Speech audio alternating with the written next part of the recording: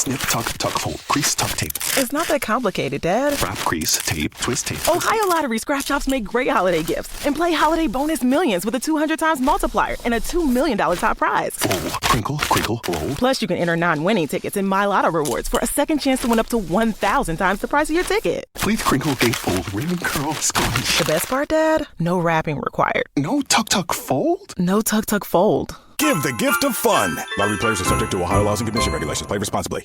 Welcome to Mind Love, episode 258. Today's episode is all about actionable ways to keep your brain young and healthy. I like to think of these questions that you could ask yourself to get a sense of your brain age. One is, how are you getting through the day? Are you struggling to remember appointments? Are you struggling to remember to pay a bill or struggling to remember how to get somewhere that you go quite often? Number two is, how's your balance? Your brain is very much in control of your balance, and balance is use it or lose it. And as we get older, as kids, we might be doing more gymnastics or dancing or sports or things like that, anything that improves our balance. As we get older, that can be a lost skill. Another question to ask is, how fast am I walking? And we have all these studies that show how important it is to walk for your brain health. It actually strikingly lowers the risk of dementia by walking about 30 minutes a day. But we also see that people who tend to walk a bit faster, they have a younger looking brain. Turn up your frequency with Mind Love. Bite-sized brain hacks for seekers, dreamers, and doers. It's time to give your mind a little love with your host, Melissa Monti.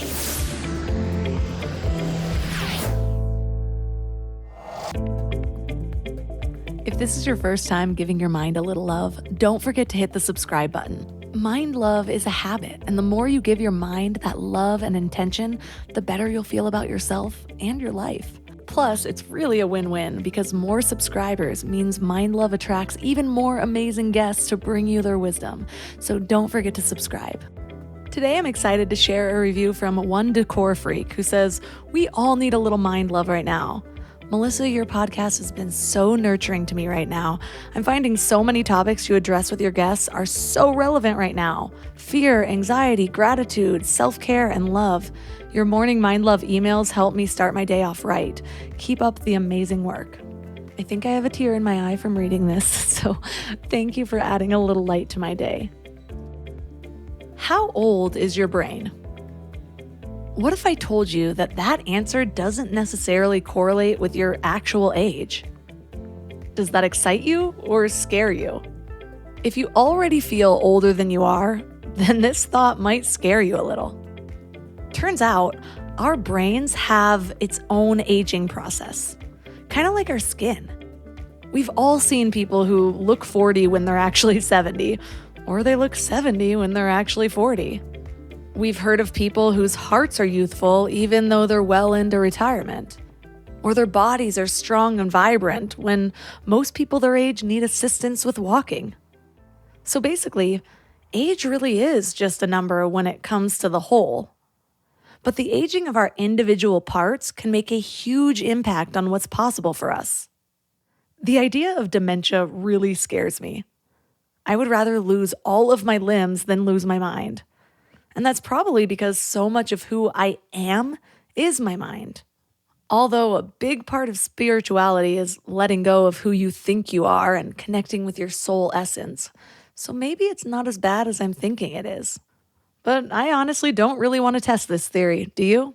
Frankly, if I really want to lose my idea of self, I'll just go with plant medicine so that I can come back to me in the morning. Our brain health and our mental health affect every area of our lives. What and who we remember, what we can engage in, how our bodies function, how we relate to people. Our minds are the center of the human experience. But the stats are pretty scary. We think we're moving forward and progressing as a society, but we're actually declining in almost every area of actually being human. Given that it's close to Halloween, let's go over some pretty spooky stats. In 2020, 54 million people worldwide had Alzheimer's disease or other dementias, which is a 144% increase in the last 30 years. In the US, 12 to 18% of adults over the age of 60 suffer from memory loss or cognitive problems. Approximately 1/3 of people in the US who pass away after age 65 will die with some form of dementia. A third! Now let's read some stats about how brain health relates to mental health. Among individuals with dementia, those who had a mental disorder, like anxiety or depression, developed dementia around 5.5 years earlier than those without a mental disorder. The next stats I'm going to read are going to let you know who's more at risk. Anxiety disorders, which is the most common mental illness in the US, affect 18.1% of the US population, which is 40 million adults. So remember, these groups are the ones that statistically develop dementia earlier if it's going to happen. Depression is the number one cause of disability in the world. In the US alone, 16 million people, which is 6.7% of the US population, suffer from depression. But guess what? That's an old stat, and now after lockdowns, that jumped up to over 33%. So from less than 7% to 33% in just 2 years. And now all of these people are slightly more at risk of developing dementia. 52% of all workers are experiencing high levels of stress, mental exhaustion, and burnout. So that's half, over half, which are now more at risk for depression and anxiety, which then become more at risk for dementia. So basically, we are not on a very optimistic trend. But here's the good news. There's actually a ton of things that you can do to greatly decrease your risk of every single one of these things. Dementia, Alzheimer's, mental illness, all of it. The problem is, we have conditioned ourselves to want a quick fix for everything. An Instagram ad for a brain supplement, or an ad for a brain training app. Just 5 minutes a day to a younger brain. Yeah, spoiler, those don't really work that way. So what can you do? That's what we're talking about today. Our guest is Dr. Marc Milstein. He specializes in taking the leading scientific research on health and happiness to empower people to live better. He provides science-based solutions to keep the brain healthy, lower the risk of dementia, boost productivity, and maximize longevity. And his book, The Age-Proof Brain, was just published on Tuesday, October 25th, 2022. So 3 key things we will learn are some questions we can ask ourselves to help get a sense of our own brain age, the surprising and often overlooked factors that age the brain, and 11 key factors to preserving and enhancing brain health. Before we go deep today, I want to give you a little gift, and I want to give it to you every single day. It's called the Morning Mind Love. I know how life can be. You're all fired up after an inspiring episode, and then a new day or a new challenge comes at you, and it's just hard to keep up that energy. Well, the Morning Mind Love is kind of like an oracle from your higher self to help you start each day with a positive focus. Plus, when you sign up, you get 2 free gifts, a 30-minute binaural meditation and 30 days of journaling prompts to help you remember who you truly are. And it's all completely free. So join over 9,000 people and go to mindlove.com to sign up or text the word morning to 33777.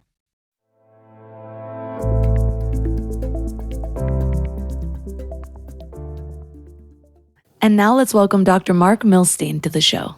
Thank you. Thanks for having me. So what's your story? How did you come to care about brain health?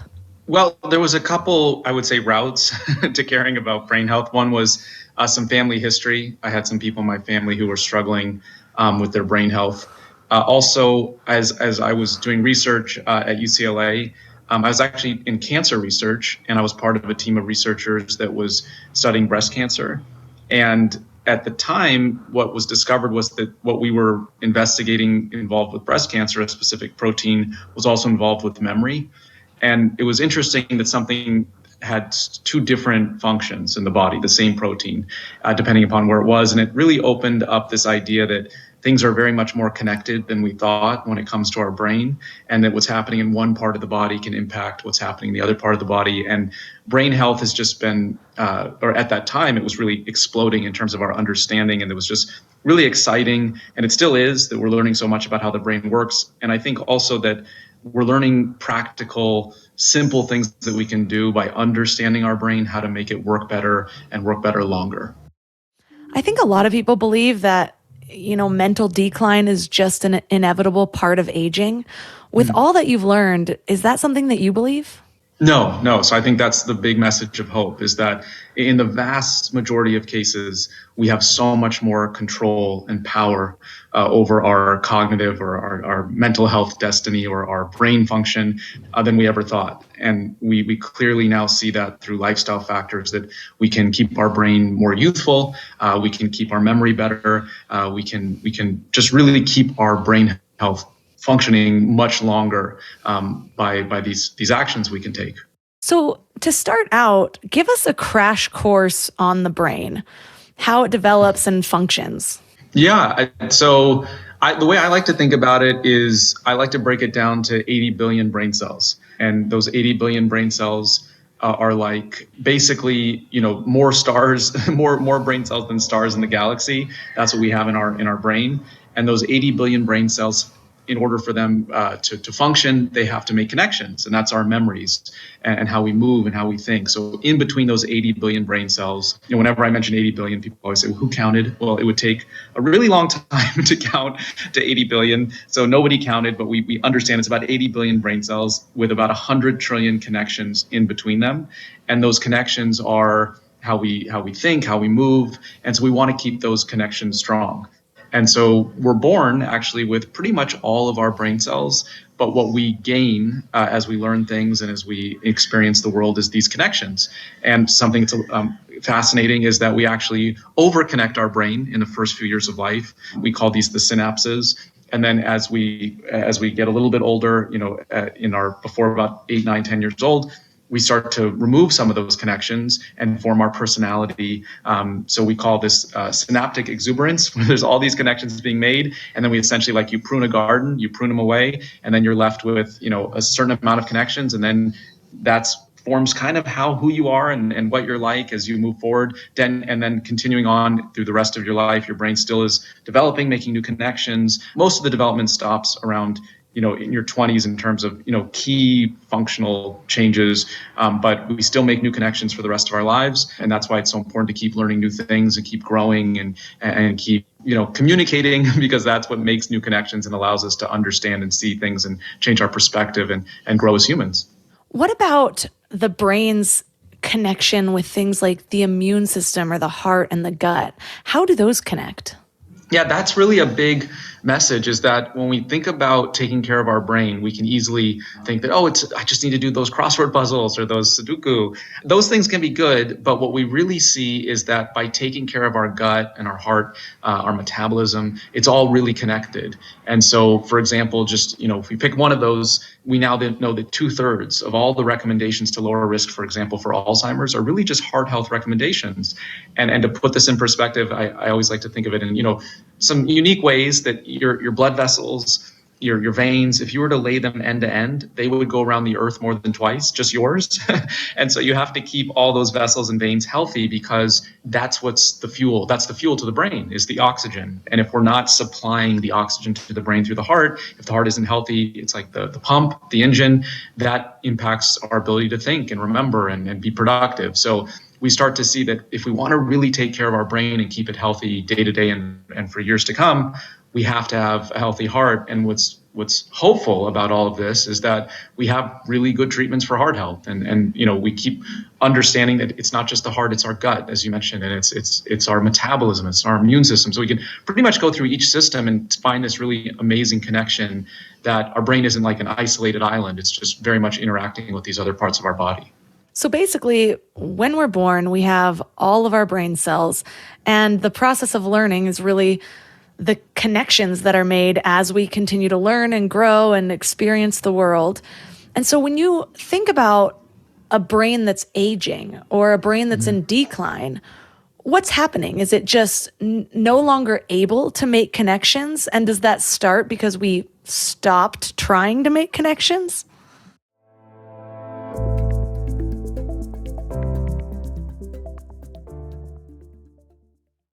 You know what's interesting about mindfulness? It's not just about being present in the moment. It's about being thoughtful about the future. We meditate, we exercise, we work on ourselves, all to create a better tomorrow, right? But there's one piece of the future planning puzzle that nobody likes to talk about.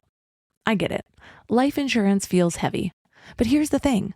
Just like meditation is an act of self-care, getting life insurance is an act of family care. It's about making sure your love continues to support your family, even when you're not there to do it yourself. That's why I want to tell you about SelectQuote. They're one of America's leading insurance brokers with nearly 40 years of experience helping over 2 million customers. Their licensed insurance agents work for you to tailor a life insurance policy for your individual needs in as little as 15 minutes. And here's what's cool. They actually reward you for taking care of yourself. If you're in good health, they work with carriers that could get you same-day coverage for up to $5 million, no medical exam required. And it's way more affordable than you might think.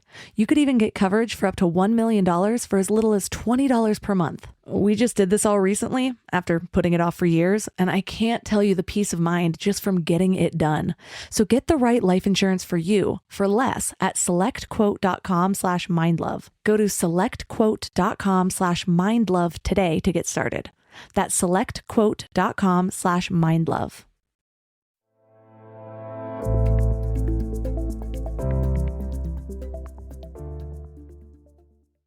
What's happening? Is it just no longer able to make connections? And does that start because we stopped trying to make connections?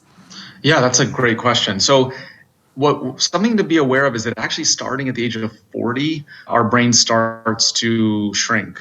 And so if you think of those brain cells, we have to keep them healthy, and I like to say plump and full, they start to shrink. And so starting at the age of 40, we can lose about 5% of our brain mass, the size, the volume, every 10 years. But that doesn't have to happen. We clearly see if people do some key things that they can essentially slow down that process. But if you think about losing the brain cells, we can imagine that can have some devastating impacts on the connectivity or the connections between the brain cells.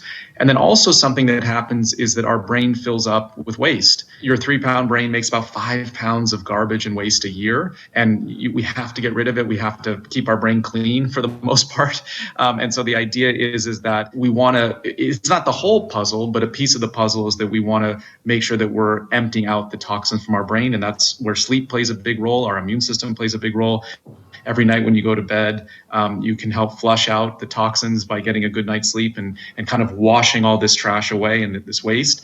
And so as we age, we want to, two of multiple things to be aware of are keeping our brain full and plump. And the other thing is to think about keeping it kind of clean, keeping it so that it's not building up with this waste and this garbage, so that it's not interfering. So, if you think about waste in between brain cells or toxins, that can interfere with the brain cell's ability to make those new connections. And that's a key part of several aspects of the aging process that we want to be aware of and counteract.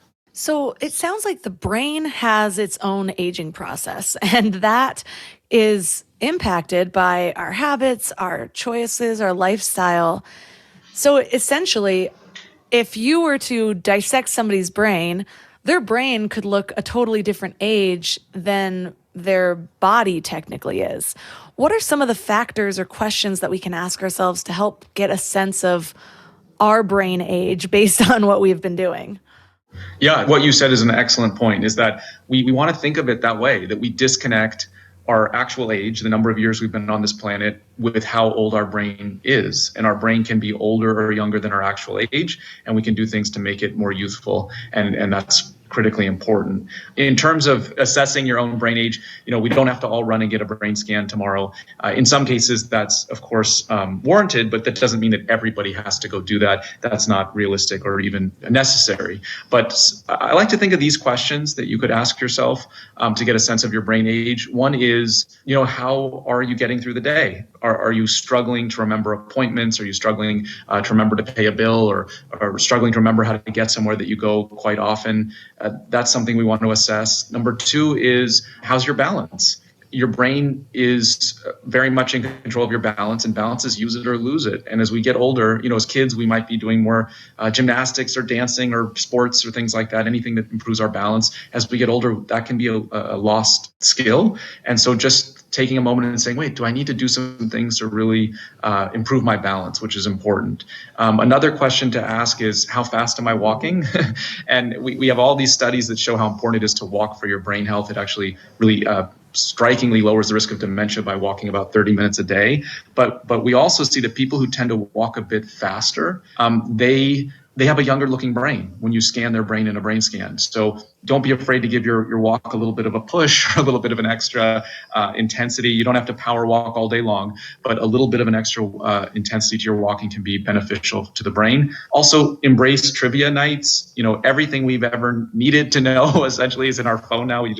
You take it out. Somebody says, "Oh, what was that actor's name?" or "What was that actress's name?" And it's all at our fingertips. But recall, the ability to say, "Wait a second, I have to remember this." So taking your grocery list and turning it over and saying, "I'm going to go through the grocery store and try to remember what I need to pick out," is something we can practice to keep our brain more youthful and think about what our brain age is. And then the last piece is, how old do you feel? And there's these really surprising studies that show that people who say that they feel younger than their actual age have a younger looking brain. So part of this is mindset and perspective. And I think how we believe this fits scientifically is that people who feel younger do more youthful things, and that's good for the brain.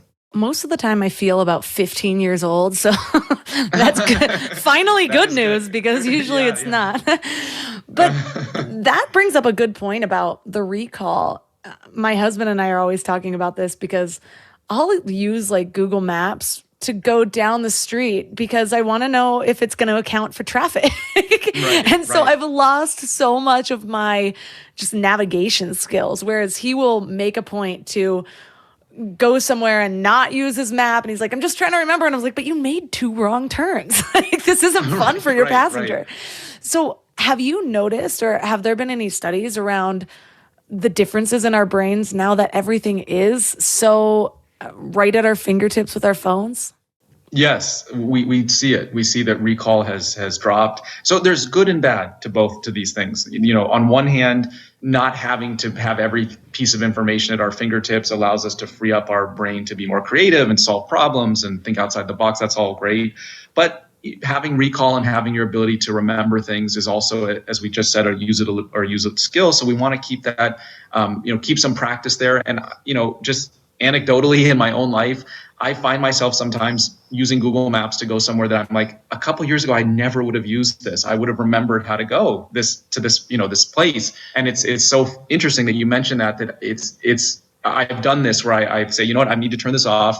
I need to remember how to go to this location without Google Maps, because it's very similar to if you've tried to remember a phone number lately. I mean, we used to remember so many phone numbers, and now it's a challenge because you put it in your phone and your brain throws it away. It lets it go. It says, "Oh, it's stored somewhere safe. You don't need to remember it." So there is something to be said for, we don't have to start memorizing every phone number, but saying, wait a second, I'm going to practice remembering how to get somewhere, or I'm going to practice remembering a phone number, or if you like the batting order for your favorite baseball team, whatever it is, the actors in a movie, the members of a band, having those little tricks and having fun with it is good to keep that skill sharp. Yeah, it's like I remember my first phone number that I ever had from 30 years ago.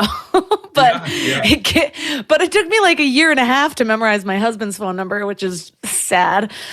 Yeah, I know exactly what you're saying. Yeah. I feel like you mentioned how it frees up space for creativity and to have new ideas and things like that. But if I'm being totally honest with my beliefs, I don't see a whole lot of people doing that. Yes, there's some people, but that requires self-discipline. Most of the time, people are like, well, let me look up that address. And then all of a sudden it's like, oh, notification from Facebook. Oh, down the rabbit hole. And then you don't see them for a couple of hours.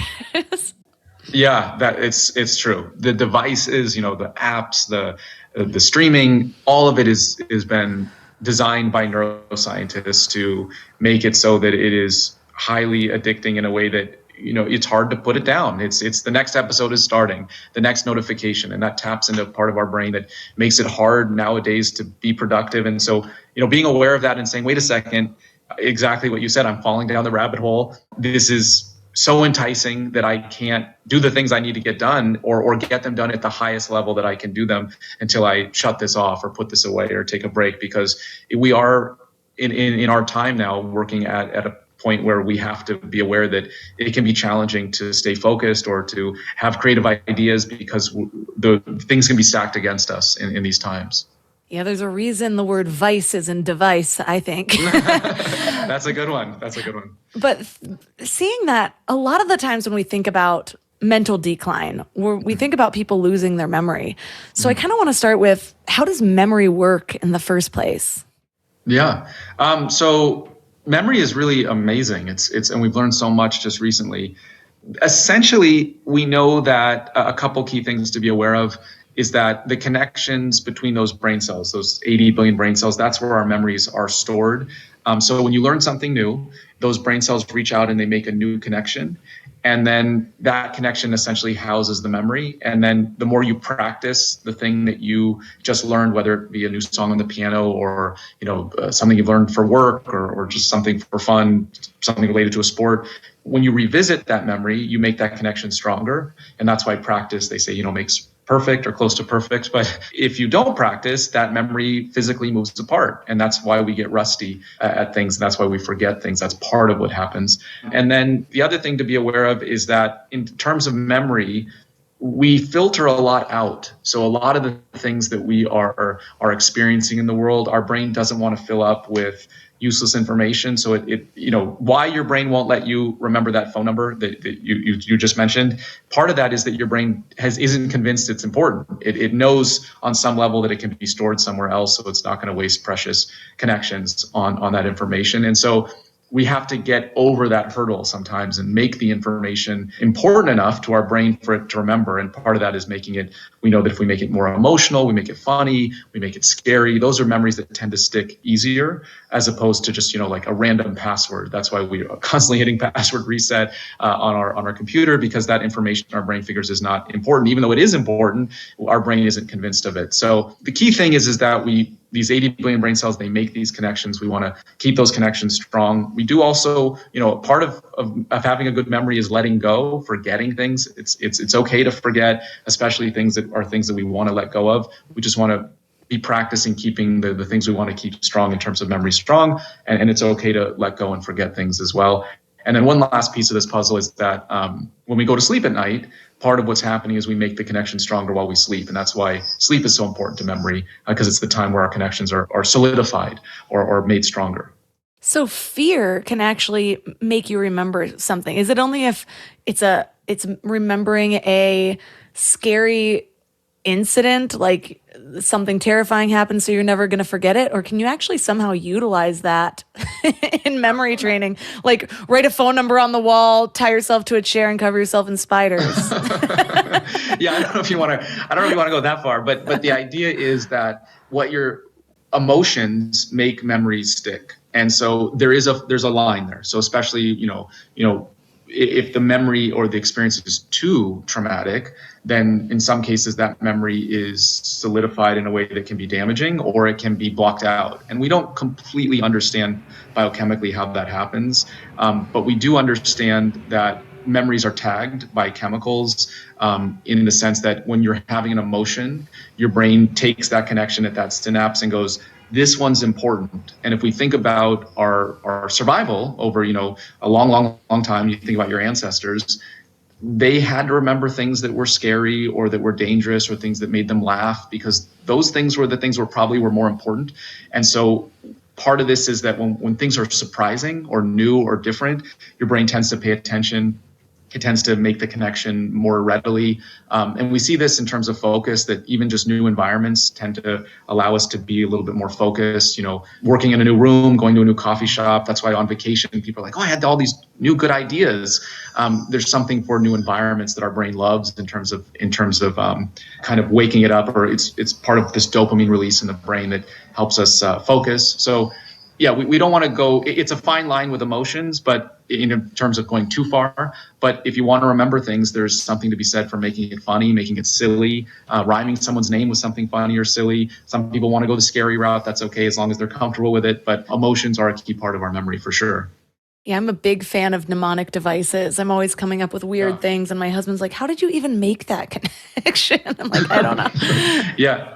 Yeah, those work really well. Like mnemonics, rhymes, music, also locations. So there's all these memory tricks where people kind of put things in different parts of their house and they imagine themselves walking through the house if they want to remember a list. Those are the really powerful parts of our memory. And what's not very powerful is just like, I'm going to remember this. That doesn't really work nearly as well as tapping into those things that we're talking about now. So for some reason, one of my biggest fears is developing Alzheimer's. I don't know where this fear came from, and I've been working on it because I also believe that the more I fear something, the more likely it's going to happen, whether or not that is true. But in reading your book, I don't think I ever really realized that Alzheimer's and dementia are not quite the same thing. How do they differ?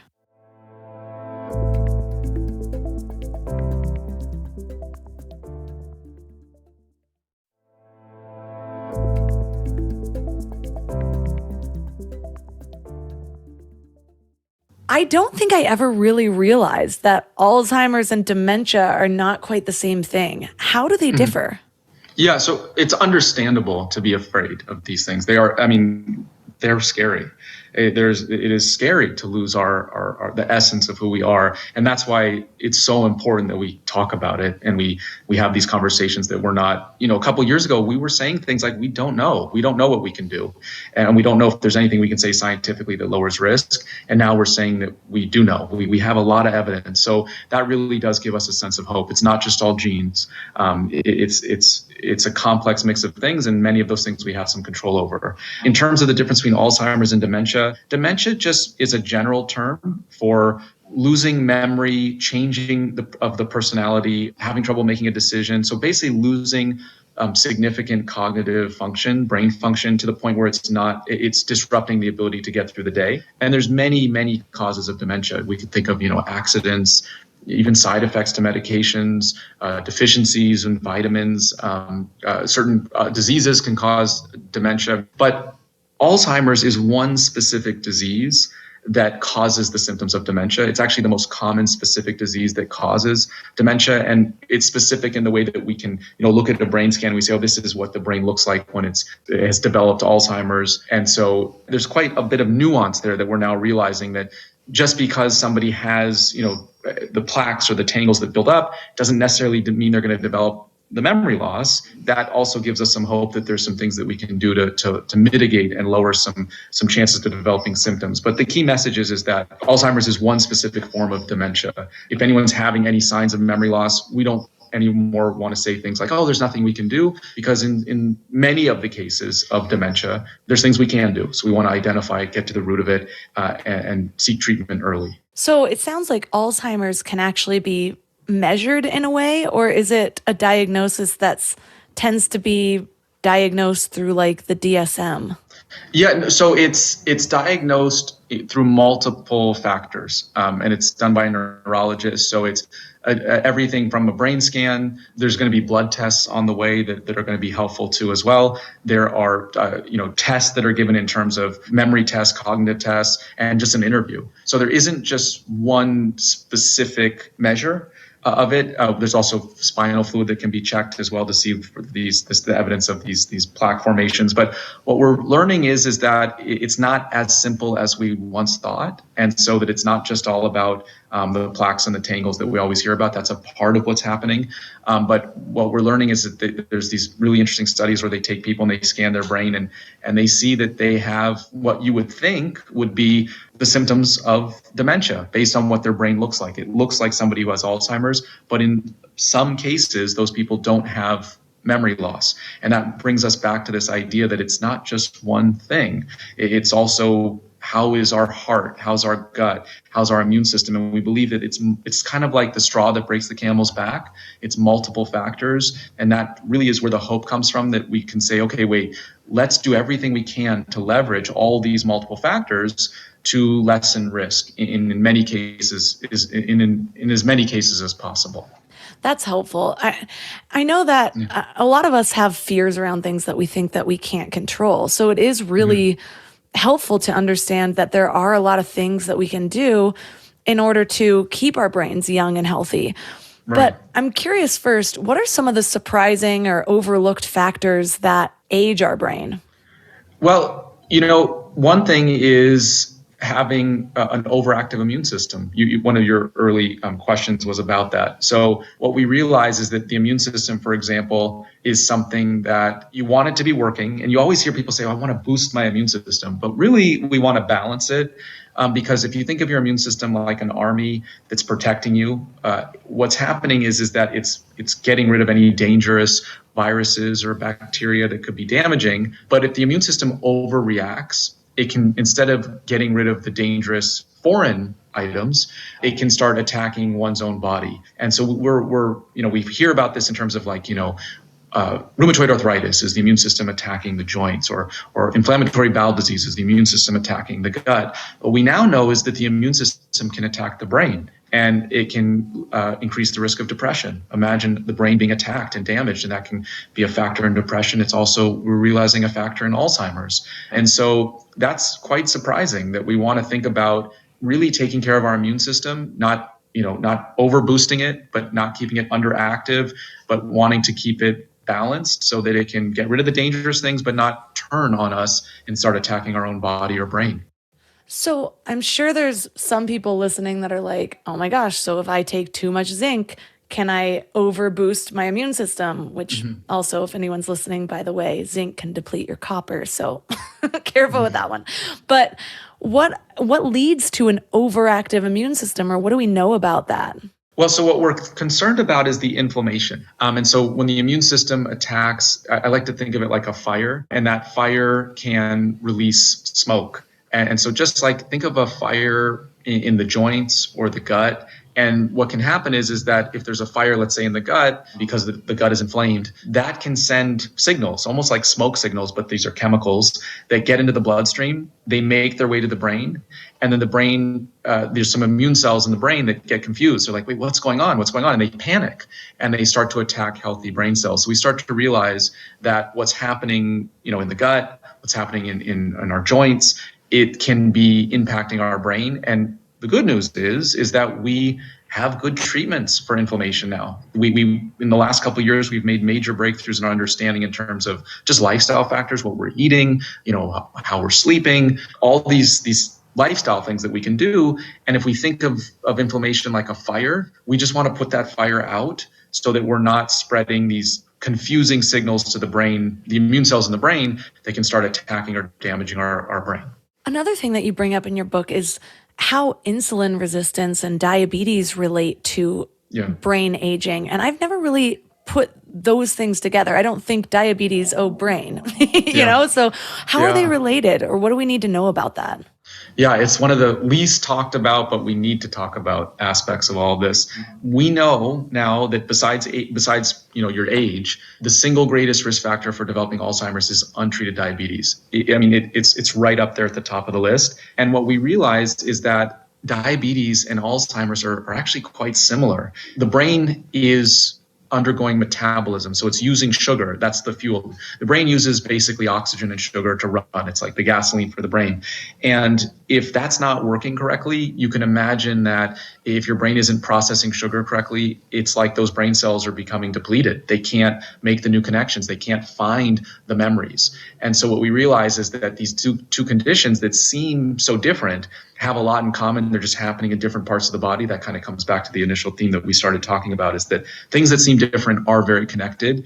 And the hopeful news in all of this is that we actually have evidence that shows that if you treat diabetes, if you treat prediabetes and also insulin resistance, that we can protect the brain. And there's actually these really fascinating studies that show that people who have managed diabetes, it's under control, they might have lower risks of Alzheimer's than the general population. If it's not treated, and it's not managed correctly, then their risk goes way up. So we start to realize that metabolism, how we deal with sugar, how we process it, how we use it, is part of our brain health too. It's not just related to our energy and diabetes and insulin resistance. So there's this really strong connection there. But again, we have good treatments for diabetes. We have good medications and lifestyle factors. We want to take advantage of them. It's like another straw we can take off the camel's back. So another thing that on one hand seems very related, but on the other hand, a lot of people don't really understand how, is mental health and brain health. Because so much of our mental health is emotions, and that's just like a whole body thing. It's not just in our brains. So how does our brain health affect our mental health, like depression or bipolar? Yeah, that's so important now, more than ever. It's always important. But there's these statistics that I would just describe as jaw-dropping, which are that before the pandemic, 8.5% of the United States, the population, was suffering from depression. Now, about a few months ago, the study came in, it was 33%. So that's shocking. That's not only critically important for our day-to-day wellness, and it's critically important for our overall wellness, but we also see studies that have come out this year that show that people who have untreated depression, for example, they develop dementia about 5 years earlier compared to people who don't have a condition, don't have an underlying issue with depression or anxiety.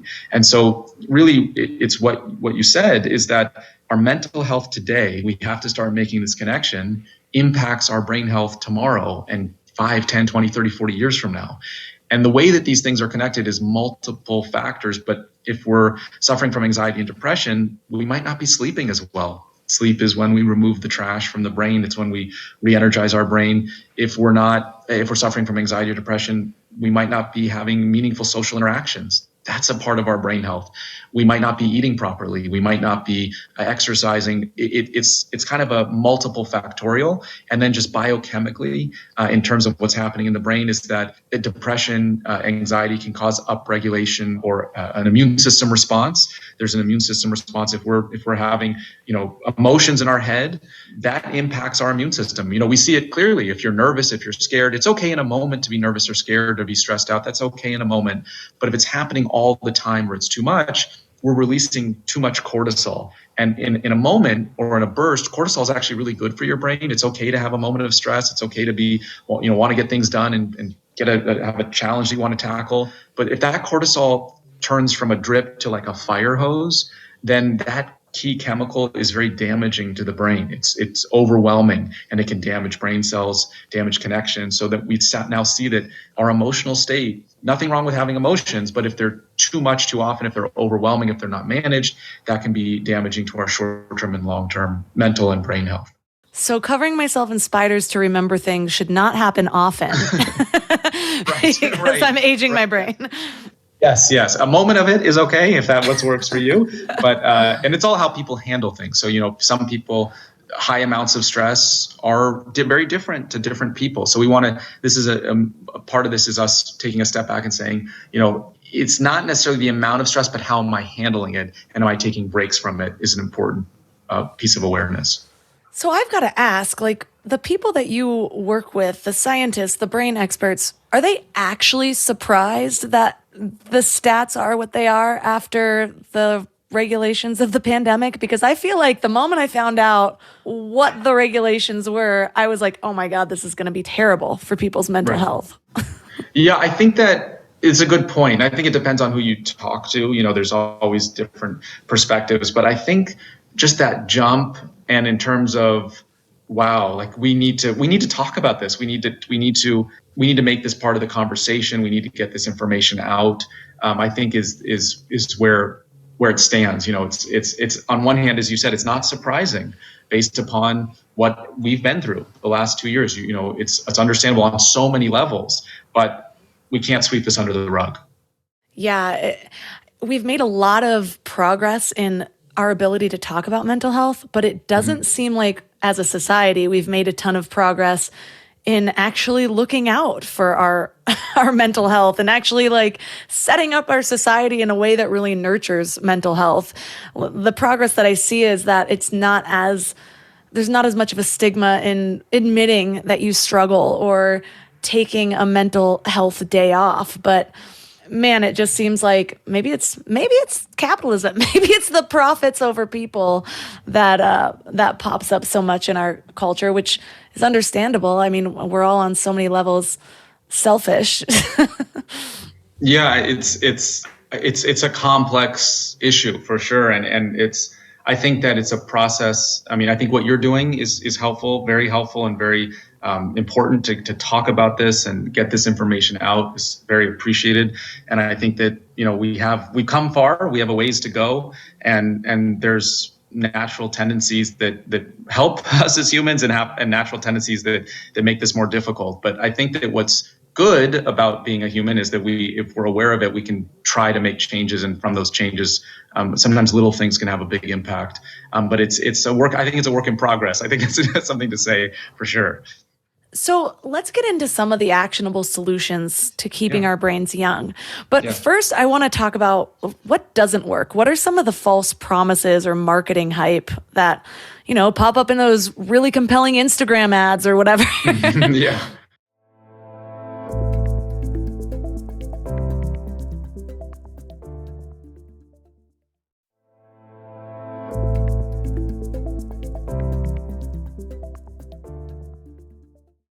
What doesn't work? What are some of the false promises or marketing hype that, pop up in those really compelling Instagram ads or whatever?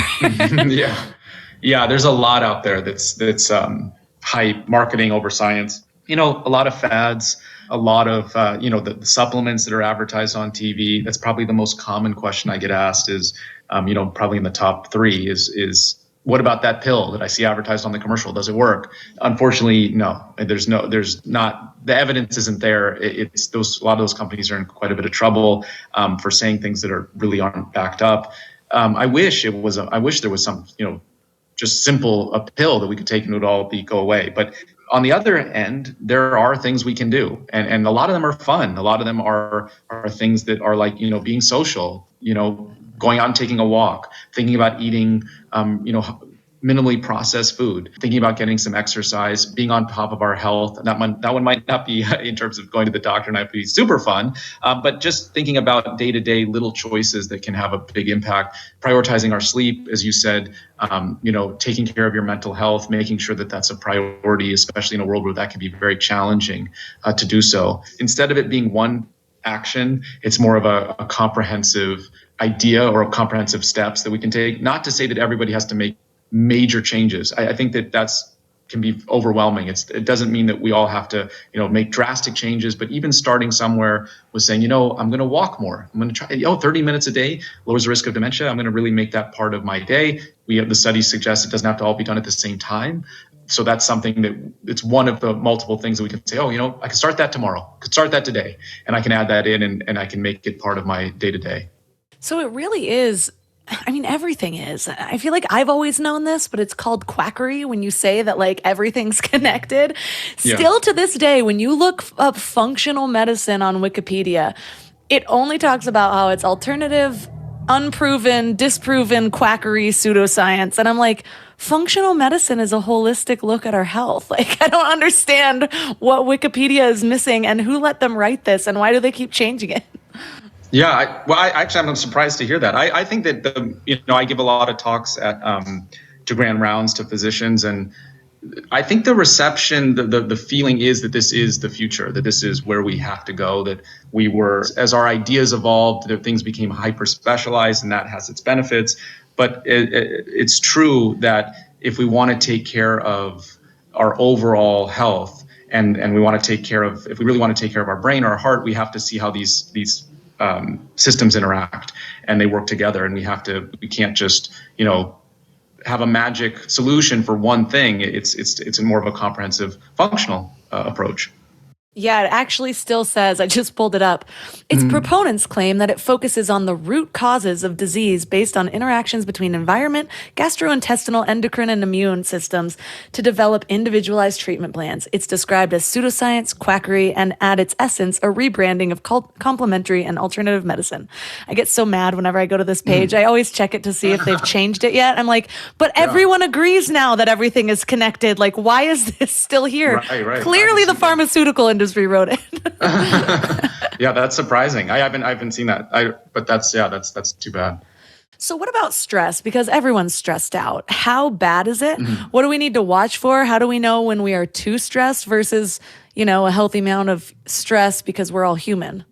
Yeah, so that's the key point, is that stress is actually good in bursts and moments. And we want to think of that. We want to embrace some stress. I like to think of it like your brain and body are like a car. If you don't drive it, it falls apart. If you overdrive it, it falls apart. So taking a moment and saying, checking in, and that's where mindfulness has moved from kind of a new age mystical eye-rolling idea to mainstream medicine, where we realize, wait a second, this is one strategy that people can use to check in on their stress levels and just say, how am I feeling? How am I doing? Because we live in a world of a lot of distraction. We're constantly moving from device, as you say, vice to device over and over again. And we can be distracted and not realizing that, we're constantly being hit with the next news story or the next email or the next text. And if we're not aware of it, I like to think of your body or our bodies like a glass, and stress is like the water in it. And there's nothing wrong with having water in the glass, but if it overflows, that's when we're concerned. And sometimes we're not aware that the glass is overflowing because we're so distracted with all the stress that's around us. It just keeps compounding and adding. So being aware and taking moments during the day and saying, I just need to disconnect for a moment, even for a minute here, a minute there, and say, where are my stress levels? How am I feeling? Okay, I'm like a 9 out of 10, I'm a 7 out of 10, or I'm an 11 out of 10, and I need to take a moment and bring these levels back down. Because we clearly see when people do this, they have less incidence of burnout, they feel better later in the day, they feel better tomorrow. I mean, I'm fascinated by athletes, and just watch an athlete. They're on the pitcher's mound, they're in the batter's box. You see the deep breaths, you see the checking in the moment to calm themselves down so they can, succeed in that next moment. And it's just kind of a really good metaphor for life. Yeah, there's so much we can learn if we just make that check-in a habit. And I do think it is difficult at first because we're not used to doing it. So just the idea of remembering, use your device to actually set a mindful routine or an alert to remind you to check in. Because so often, if I remember to do that check-in, I don't even realize that I've been half holding my breath, or I'm clearly stressed about something that happened 20 minutes ago that I can easily let go of if I were just to give it a moment. Yeah, scheduling time. Schedule time for fun, schedule time for breaks, schedule time, set an alarm that, I need to go do something fun. I need to take a quick break. I need to go for a walk. I need to call a friend. I need to do something to break up that hamster wheel cycle that we can easily fall under, where it's just one more thing, one more task. And then we wonder why at the end of the day, we're frazzled and we have to feel like I'm having trouble sleeping. And it can be an endless wheel that it's important to step off of a couple times throughout the day. So I'm sure a lot of people have seen, the Instagram ad about the brain training app that keeps your brain young. And I know you talk about cross-training your brain. I recently read something where it said, all those apps that say that it's keeping your brain young, there's no evidence to actually support that that's working. But on the other hand, you say that practicing little memorization things can. So where do you lie on that? Are they helpful, or is it marketing hype? It's a piece of the puzzle. So we want to be very careful to say that those apps are the only sole solution. The data on those brain games is essentially that, for the most part, they make you better at the brain games. But we don't see that it really carries over to day-to-day memory. Where we do see benefit is pick something outside of your field of expertise. It could be painting, it could be a new sport, it could be a foreign language, a new musical instrument. That newness, that forging of new connections is really important. It's important to revisit old information if you want to remember it, but the newness of learning new things, new information, a little bit of brain science, whatever it is, a new field of study, that newness is forging and causing the brain to make new connections. As we get older, we tend to lose connections. So if we can keep making new ones, we don't tend to notice the ones we lost nearly as much. And so the idea of cross-training is that it's not all about one activity. So that, people say, you might hear people say, I do crosswords, so I'm good. Well, it's kind of like that'd be like going to the gym and just working out your biceps, your forearms. After a while, that's not going to look so good. So I want to think about, brain movement. So dancing, sports, learning new things just in terms of reading from a book, listening to a podcast. You want to think about music. You want to think about singing. You don't have to do all of these things, but just thinking, throughout the week, I want to cross-train my brain, because each of these activities stimulate different parts of the brain. It's like a full brain workout, as opposed to just focusing on, I'm just going to do this one thing for my brain health or my memory. So memorizing new information, learning new things, is a piece of the puzzle, but it shouldn't be the only thing we're doing. And so what about people that are approaching 40? Me. How do is there anything, is it just kind of a combination of the things that we talked about in order to keep our brain young? Or is there, we kind of talked about the gut brain connection. Yeah. What should we make sure that we're getting enough of in terms of vitamins or whatever, just so that my poor little brain isn't just withering away? Yeah. So it's a key message and a key point that I like to think of it like the ocean. It's like you only see the waves when they get close, but if you go past the waves, it seems calm. Even decades before we'd ever see issues of memory issues or significant memory issues, the waves are beneath the surface. Things are happening, decades before. And so it's not a reason to panic or a reason to freak out. It's more of a thing to say, let's do things now. Let's take advantage of this time and these practical things that we can do. So, the big four to focus on at any age, and especially, at ages when we want to be aware of our brain health, are optimizing sleep, really thinking about how do I get the best night's sleep? We've learned so much about how to do that. The second thing is we've talked about stress, really thinking about how am I going to manage my stress day to day.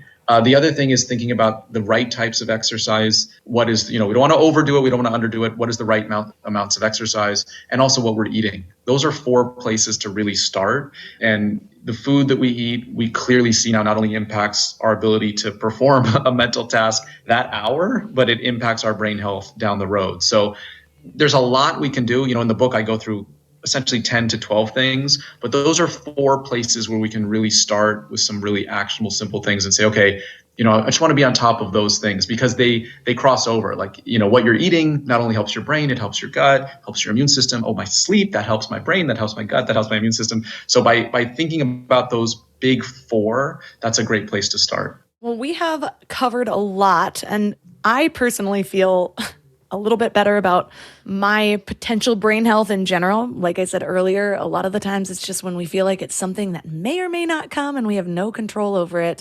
That's when it's really scary. But when we learn that we can do things, we can change our lifestyles, we can add and take away things. And most of the things are fun. A lot of those things aren't just about brain health. It's about the keys to a happy, fulfilling life in general. So thank you for bringing all this information to us. And for listeners that are interested in learning more about you and your book, where is the best place for them to connect? Oh, well, thank you. It was great talking to you. And my website is a great place to start. Dr. Marc Milstein, Marc with a C, .com. And then I have this book coming out that I'm really excited about that goes into, in depth, what's a game plan? What are things that we can do? What are the things to ask your doctor? What are the tests to be aware of? What are the ways in which little habits can make an impact each day? And that's the book, The Age-Proof Brain, is coming out in October.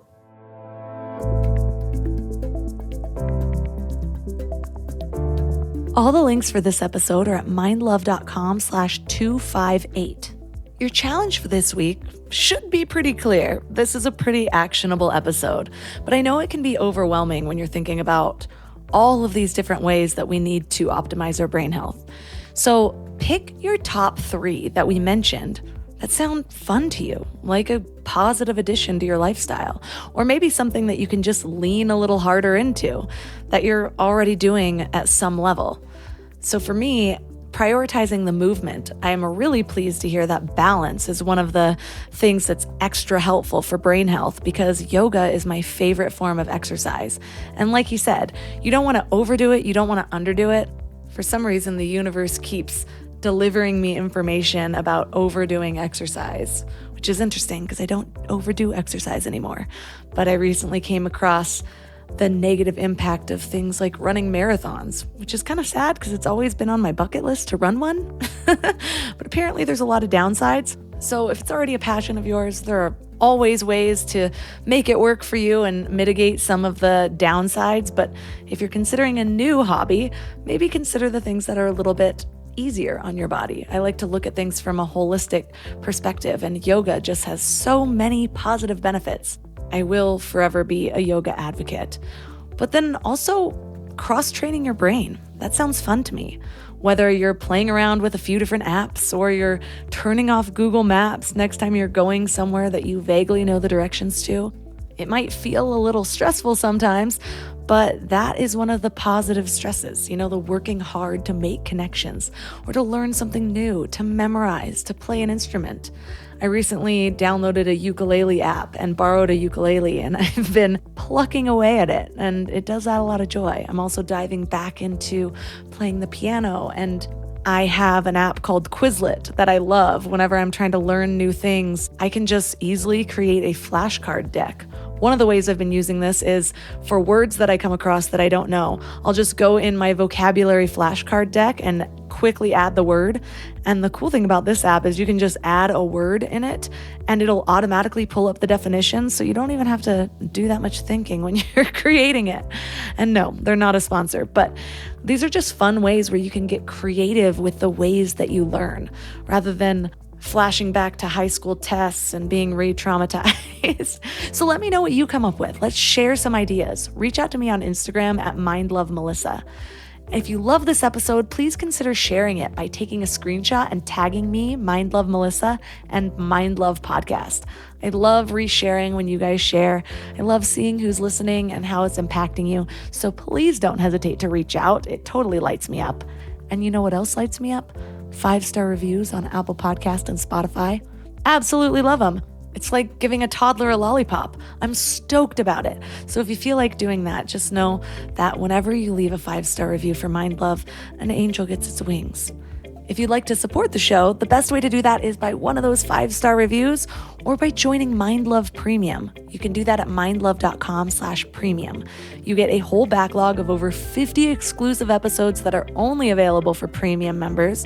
You get an ad-free listening experience. You also get early release episodes, and you get other bonuses like meditations.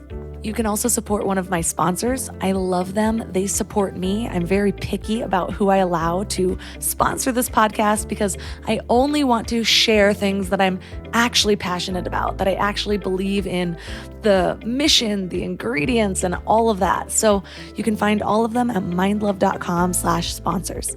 And that's all for today. So thanks for giving your mind a little love today, and I'll see you next time. Thanks for tuning into Your Higher Frequency with Mind Love. Head to mindlove.com for a free gift to keep your vibes up until next week.